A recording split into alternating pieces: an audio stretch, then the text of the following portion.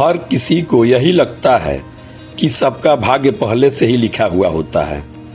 इसी भाग्य में यह भी लिखा हुआ होता है कि व्यक्ति की मौत कब होनी है। यानी इसका मतलब यह हुआ कि सबके हिसाब से हर व्यक्ति की मौत उसी समय तय हो जाती है जब उसका भाग्य लिखा जाता है।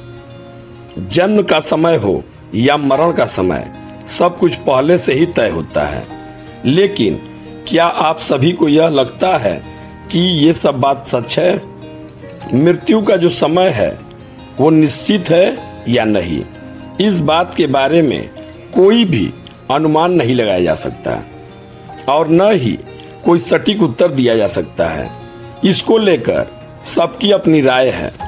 लेकिन अगर हम बड़े बड़े विद्वानों की बात करें तो यह उनका मानना है कि किसी भी व्यक्ति की जो मौत का समय होता है वो निश्चित नहीं होता है।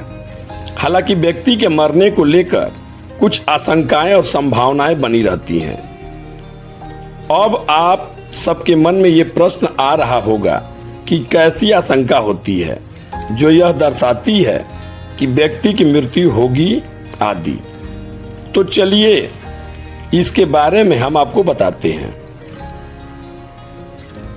आज हम आप सभी को इसी के बारे में बात करेंगे।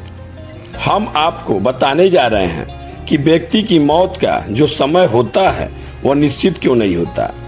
इसे जानने से पहले अगर आप श्री राम जी के सच्चे भक्त हो तो कमेंट बॉक्स में जाकर जय जय सिया राम जरूर से लिख के जाएं।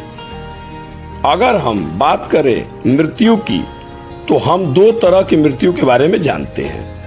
पहली होती है स्वाभाविक मृत्यु और दूसरी होती है अकाल मृत्यु। स्वाभाविक मृत्यु तो आज के समय में बहुत ही कम लोगों को नसीब होती है।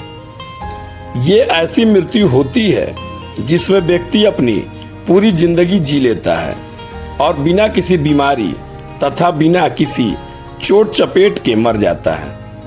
अब सभी के मन में आ रहा होगा कि ये कैसे पता चलेगा कि किसी ने अपना जीवन पूरा जी लिया है।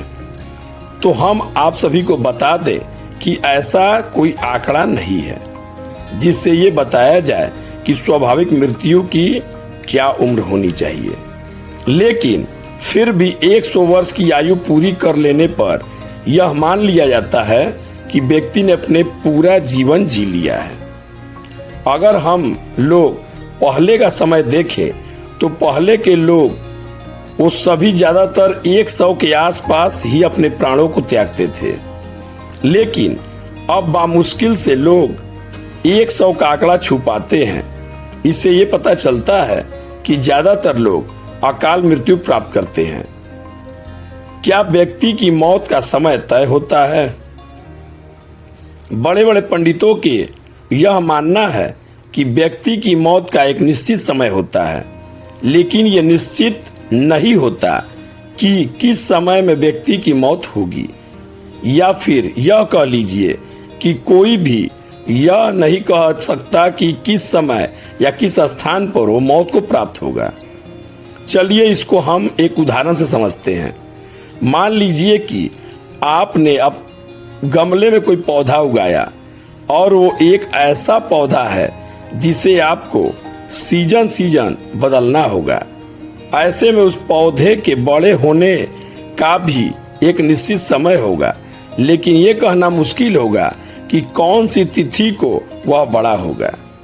उसी तरह से उसको गमले से निकालकर किसी अन्य पौधे को निकालने का भी एक निश्चित समय होगा,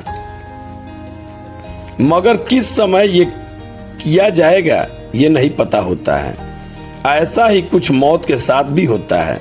मौत का एक समय निश्चित होता है, मगर तिथि और समय बता पाना मुश्किल होता है।